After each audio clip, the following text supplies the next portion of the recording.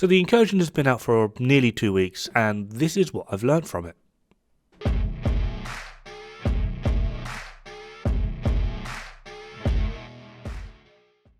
Now, these enlightenments come in 4 different areas. Pretty simple areas, but I'm going to be expanding on them in a minute. But those 4 areas quite simply are the community, the devs, content creators, and speedrunners.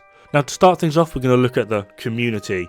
And this, for me, is kind of a weird one. I don't actually mean this to be an insult in any way. However, the Incursion coming up and about has absolutely shown me that so many people just don't know. Like, that's basically the crux of it. They don't know. And you might be asking, what don't they know? Well, pick a subject within the division.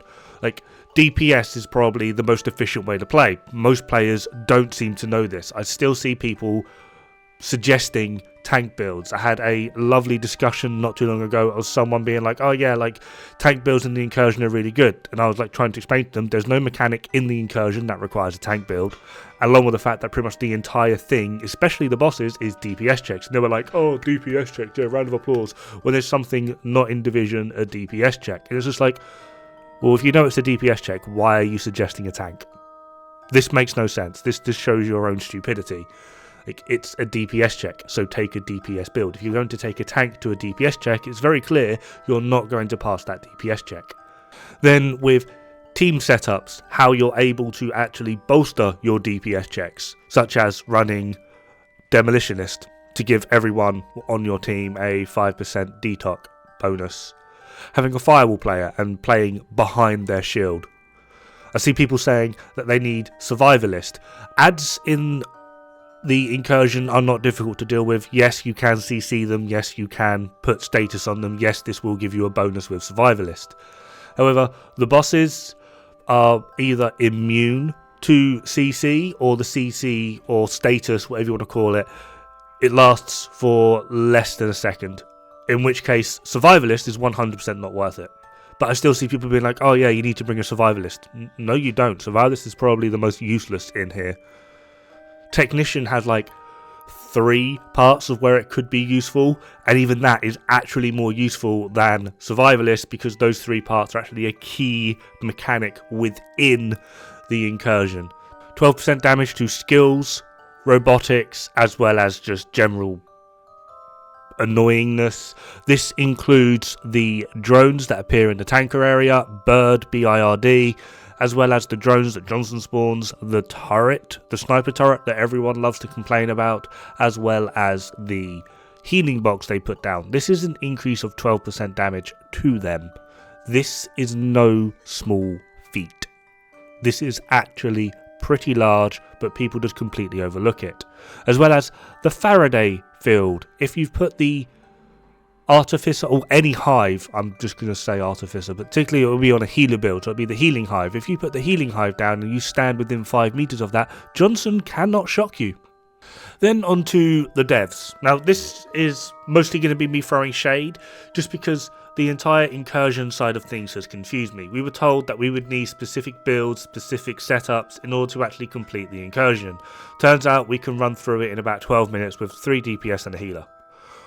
I don't quite understand. Like with Iron Horse and with Dark Hours, we're able to circumvent certain mechanics. It's very clear what those mechanics are meant to be, but we have just found ways around them, or to speed them up, or kind of cheese them. But with Incursion, those mechanics, for me at least, just don't exist. It's just straight up DPS. I kind of feel like either they had some weird wafty idea that people just can't figure out, that they don't understand how players actually play this game, or they actually have no clue. It is beyond evident at this point that the devs have minimal experience within their own game. And I don't mean this as an insult. I mean, I'm assuming they're spending a lot of their time developing it rather than playing it, which would make sense. But it would also stand to reason that, for me at least, if they've got this ETF, their elite task force, if they've got this level of experienced players on their side to give them feedback, either this ETF isn't actually that experienced, or they're not listening. And I've been led to believe that the devs actually are listening to them, which then leads to the question of why is the ETF the ETF? Because it's very clear that they actually don't know anything about the game themselves. There might be a few good players on there. I know of like 2 of them.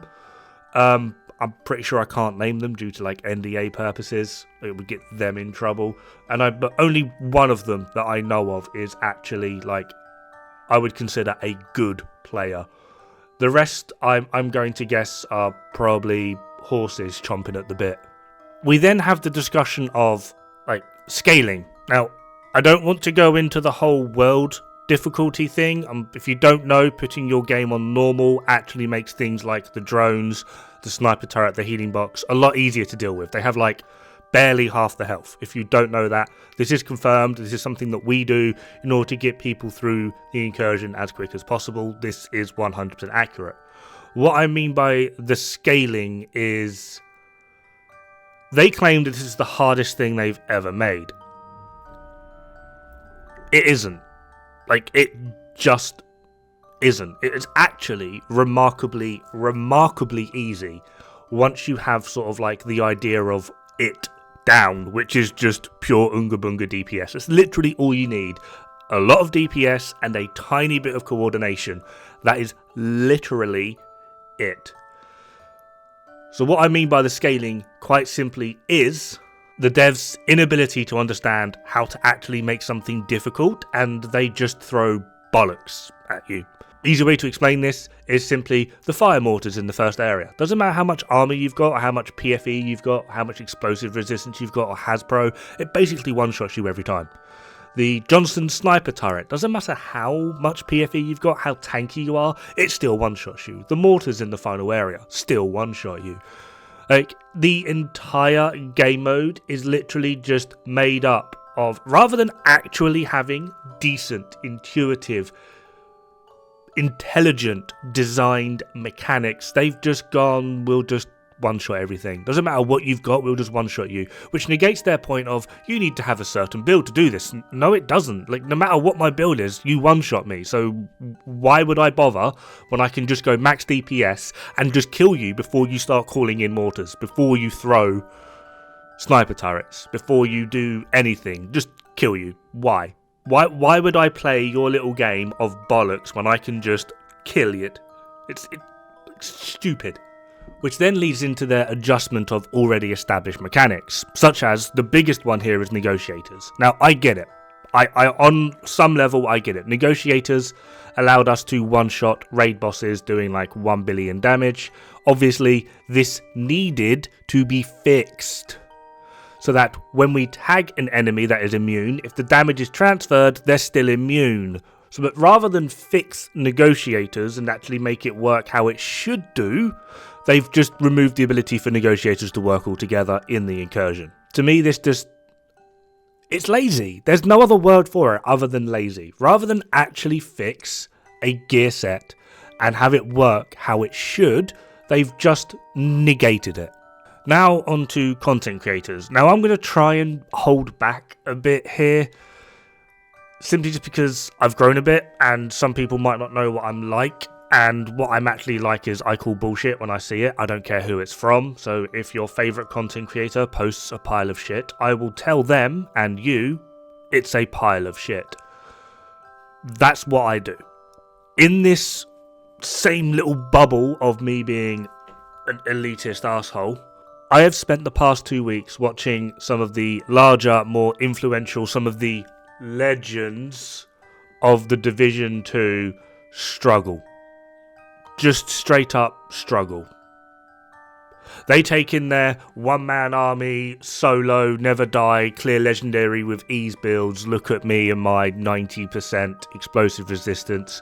They get into Incursion and they die for 3 hours on repeat. One of whom actually had a mental breakdown on stream because they couldn't do it. Now, I would love to be able to sit here and gloat.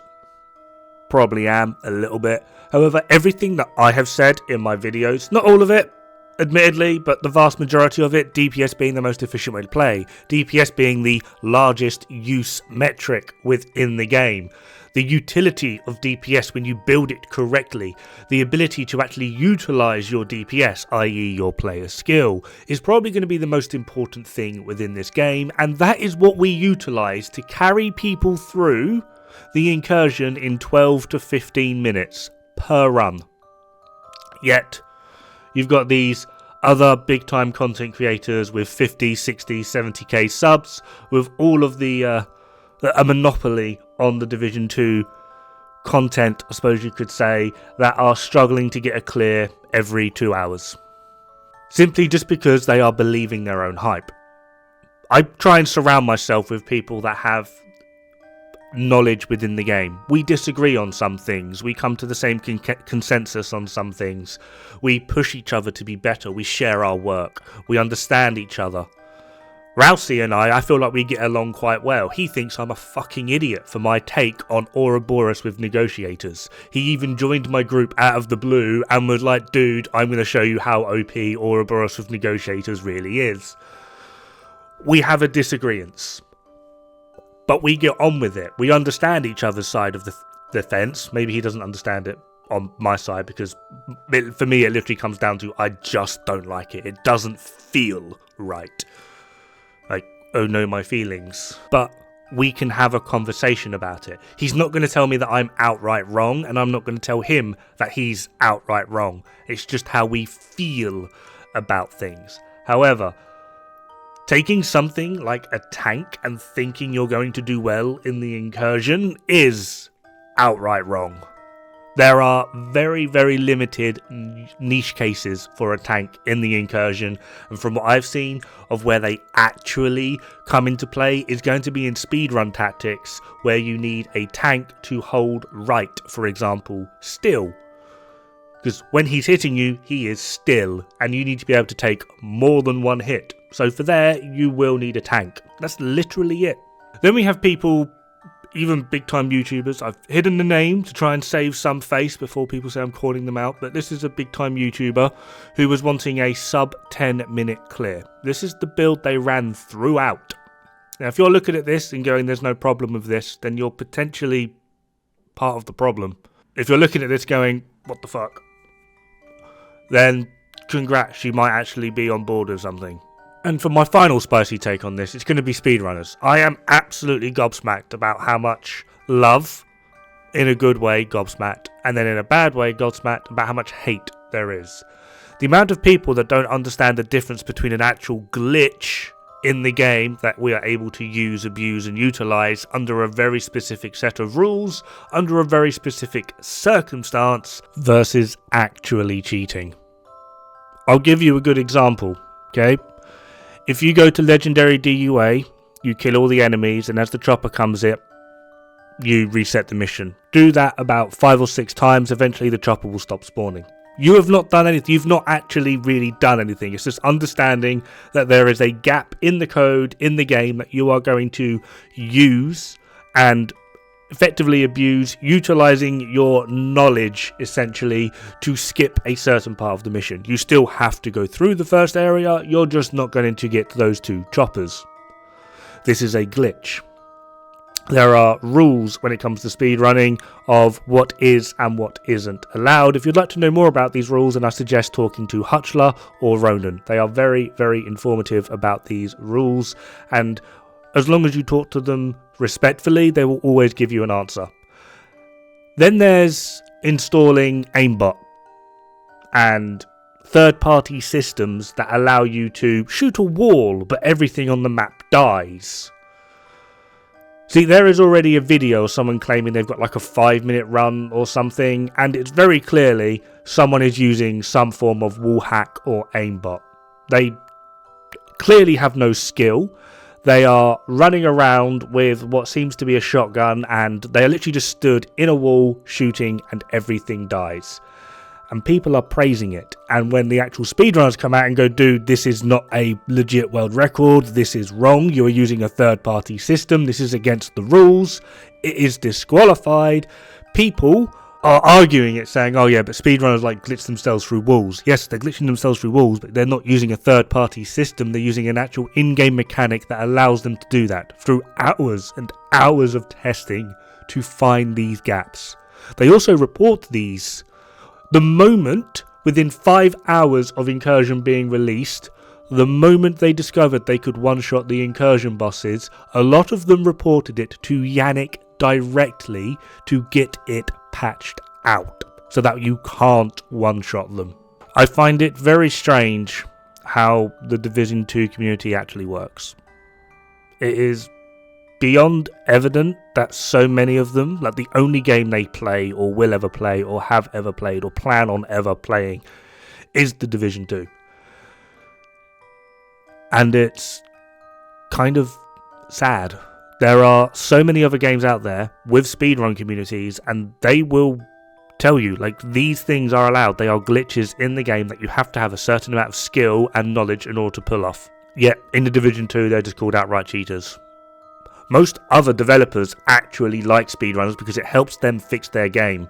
They're under a bit of hot water at the moment, or I'm not sure if they still are, but Doom Eternal was a very good one. They actively challenged speedrunners to find these glitches that allowed them to complete the game in like 20-30 minutes. So that, and like, no backlash, no nothing, they just wanted the information so that they could patch as many bugs as possible. They actively challenged speedrunners to do this, because speedrunners are probably the best people in the world to find gaps, glitches, and bugs in your game. Quite frankly, I am just shocked about the lack of understanding when it comes to speedrunners in the Division 2. Like, genuinely, I don't understand it at all. Anyway, this is a 14-minute 28 run, as you just saw. Hopefully this is going to highlight the difference between people that actually know and people that pretend they know. Have fun, good luck, don't die. It's bad for the health.